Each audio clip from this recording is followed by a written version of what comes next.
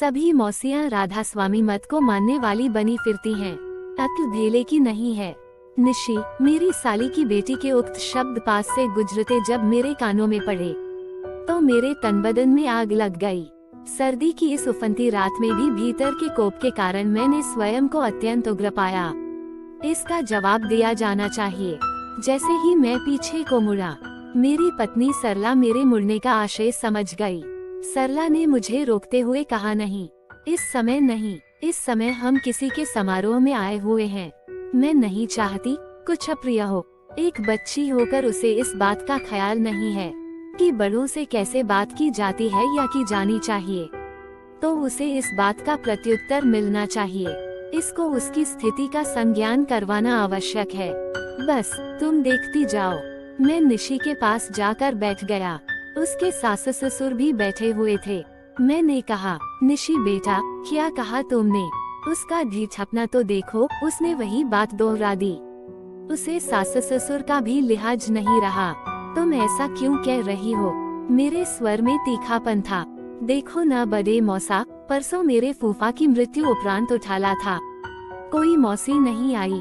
वो हमेशा मुझे बड़े मौसा कहकर बुलाती थी। क्यों, तुमने अपने मम्मी पापा से नहीं पूछा? नहीं, कुछ भी कहने से पहले तुम्हें उनसे पूछना चाहिए था। नहीं पूछा तो कोई बात नहीं।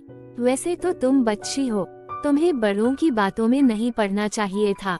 अब तुम पढ़ ही गई हो तो तुम्हें हमारे मन के भीतर के तीखेपन का भी अनुभव करना पड़ेगा। मैं अल्प समय के लिए रुका, फिर कहा, तुम्हें अपने मायके के परिवार के बुजुर्गों की कहाँ तक याद है? मुझे याद है, जब पापा की चाची की मृत्यु हुई थी, तो फिर तुम्हें यह भी याद होगा कि हम सब यानी तुम्हारी मौसियाँ, मौसा तुम्हारे पापा की चाची, चाचा और माँ यानी तुम्हारी दादी की मृत्यु पर कब हाजिर नहीं हुए। यहाँ तक कि आजादपुर मंडी के पास DDA फ्लैट में। मुझे नहीं पता वे तुम्हारे पापा के क्या लगते थे, हम वहाँ भी हाजिर थे। नोएडा में भी पता नहीं किसकी मृत्यु हुई थी, हम पूछ कर वहाँ भी हाजिर हुए थे। इतनी दूर फरीदाबाद से इन स्थानों पर जाना कितना मुश्किल होता है। तुम जैसी लड़की को इस बात का अनुभव हो ही नहीं सकता। मैंने अपने जज्बातों को काबू में किया और फिर बोला, पिछले वर्ष मेरी माँ की मृत्यु हुई थी, अपने भाई संग हरिद्वार में उनके फूल प्रवाहित करने के बाद। जब घर लौटा तो सभी जाने कहां से अफसोस करने आए थे। अपने पापा से पूछना, वे आए थे। अरे आना तो दूर, अफसोस का टेलीफोन तक नहीं किया। मुझे याद है, उन दिनों पापा के घुटनों में दर्द था। निशी ने सफाई देनी चाहिए, सब बकवास है। टेलीफोन करने में घुटनों में दर्द होता है। उसके 2 रोज बाद तुम्हारे मामा ससुर की मृत्यु हुई थी। वहाँ 6 घंटे का सफर करके श्री गंगानगर अफसोस प्रकट करने गए थे। तब उनके घुटनों में दर्द नहीं हुआ। तब ये तुम्हारे फूफाजी भी जीवित थे। क्या उनका मेरी माँ की मृत्यु पर अफसोस करना नहीं बनता था? तब वे कहाँ गए थे?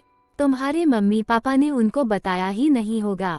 नहीं तो वे तुम्हारी तरह, तुम्हारे मम्मी पापा की तरह असभ्य नहीं हैं। मैं उनको तुम्हारे पापा की शादी के पहले से जानता हूँ। और जिन मौसियों के लिए तुम इस प्रकार के असभ्य शब्दों का प्रयोग कर रही हो, उन्होंने भी तुम्हारे लिए बहुत कुछ किया है। वो सब तुम भूल गईं। याद करो, तुम्हारी पंजाबी बाग वाली मौसी और मौसा, जिनको आज तुम नमस्ते करना भी गवारा नहीं समझती। तुम्हारे ब्याह की सारी मार्केटिंग उन्होंने ही करवाई। घर पर बुलाकर न केवल तुम्हें बल्कि तुम्हारे ससुराल वालों को खाना खिलाया, शगुन भी दिए। न केवल इस मौसी ने बल्कि सभी मौसियों ने ऐसा ही किया। उनके बहू बेटों को किसने खाना खिलाया अथवा शगुन दिए? तुम्हारी बेटी होने पर पंजाबी बाग वाली मौसी ने 9-9 किलो की देसी घी की पंजीरी अपने पल्ले से बना कर दी। तुम इतनी जल्दी भूल गईं।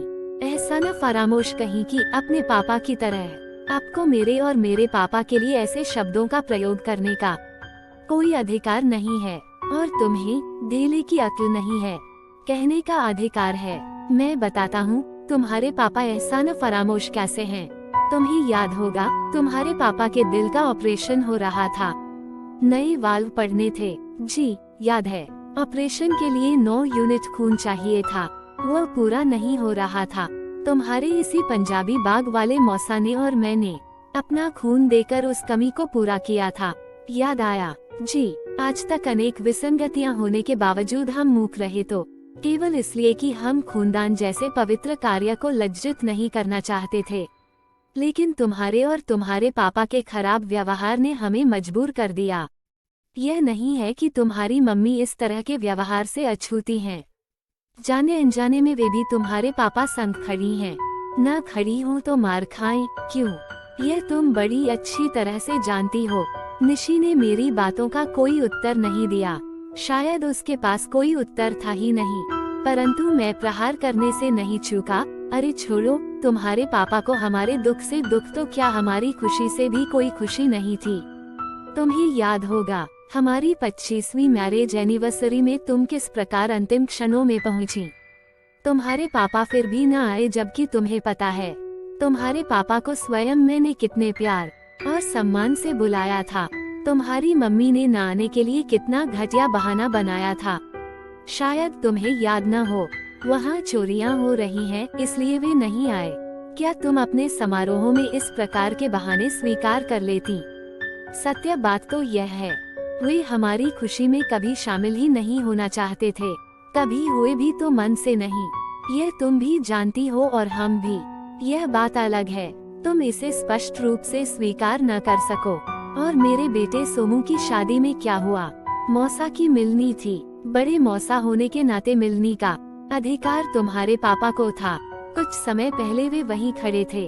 हमने आवाजें भी दी, परंतु वे जानबूझकर वहां से खिसक गए। मिलनी तुम्हारे पंजाबी बाग वाले मौसा को करनी पड़ी। और उनकी शराफत देखो, यह नहीं कि जो पैसे और कंबल मिला अपने पास रख लें, बल्कि उस सब को तुम्हारे मम्मी पापा को दे दिया, क्योंकि यह उन्हीं का अधिकार समझा गया। तुम्हारी शादी में मेरे साथ क्या हुआ? मिलनी के लिए 4 बार पगड़ी पहनाई गई, 4 बार उतारी गई और मिलनी फिर भी न करवाई गई। हमने तो मिलनी करवाने के लिए नहीं कहा था।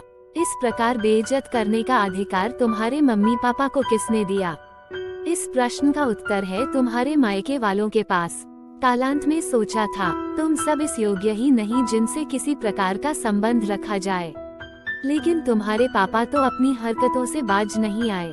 क्या तुम अथवा तुम्हारी मम्मी इसके प्रति नहीं जानती? जानती है, परंतु इसे दूसरों के समक्ष स्वीकार नहीं करना चाहती। उसी शादी में तुम्हारे पापा ने कहा था कि मैंने खाना ही नहीं खाया। जब वीडियो रील बनकर आई तो उसमें प्लेट भरकर खाना खाते देखा गया।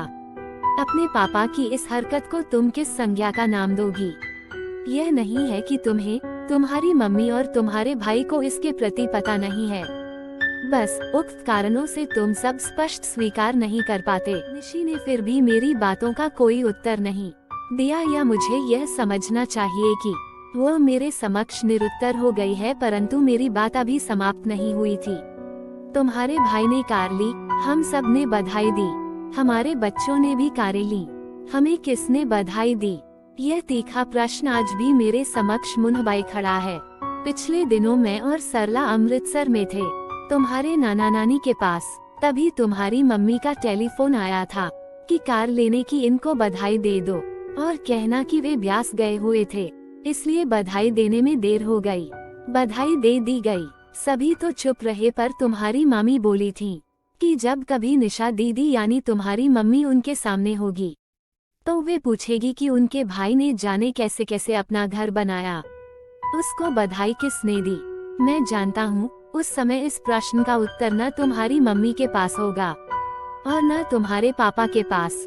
मुझे आश्चर्य नहीं होगा उस समय इस प्रश्न से बचने के लिए तुम्हारे पापा जानबूझकर कहीं खिसक जाएं, जैसा वे अक्सर करते हैं। मामू के गृह प्रवेश में तुम्हारे भाई के जाने तक बात नहीं बनती थी, बल्कि तुम्हारे मम्मी पापा का टेलीफोन पर बधाई देना भी बनता था। पूछना बधाई दी थी क्या? औरों से ऐसी आशा करना मूर्खता नहीं है जो वे स्वयं नहीं कर सकते। तुम्हें याद होगा निशी, अपने पापा की एक और बेमानी हरकत का। एक मौसी की बेटी की शादी में वे नहीं आए थे। जब तुम्हारी शादी हुई, सबके समझाने पर तुम्हारी वो मौसी न केवल स्वयं उपस्थित हुई, बल्कि अपने परिवार को लेकर आई, यह सोचकर कि यदि एक व्यक्ति गलत है तो उसे खुद को गलत नहीं होना है। जानती हो, तुम भी तो वही थी। प्रसंग उठने पर किस प्रकार तुम्हारे पापा ने उनकी बेइज्जती करने में एक क्षण भी नहीं लगाया था। हमने कौन सा बुलाया है। उस समय मेरे मन में बड़े तीखे रूप से आया था कि तुम सब ऐसे हो ही नहीं जिनसे किसी प्रकार का संबंध रखा जाए। तुम्हें अफसोस होगा कि कल तुम्हारी मैरिज एनिवर्सरी थी और मौसियों ने तुम्हें बधाई नहीं दी। तुम मौसियों को ढेले की अक्ल नहीं है कहती हो और तुम्हारा भाई उनके राज खोलने की बात करता है। क्या तुम समझती हो ऐसी स्थिति में तुमसे, तुम्हारे भाई से, तुम्हारे मम्मी पापा से किसी प्रकार के संबंध रखे जा सकते हैं? बल्कि यह कहने की आवश्यकता है कि हमें माफ करो, भविष्य में तुम्हें हमारे दुख सुख से कुछ लेना देना नहीं है और न ही हमें। मुझे एक कहावत स्मरण हो रही है कि सांप के बच्चे सपोलिए। मैं मूक हो गया था। शायद मेरे पास और कुछ कहने को शेष नहीं था।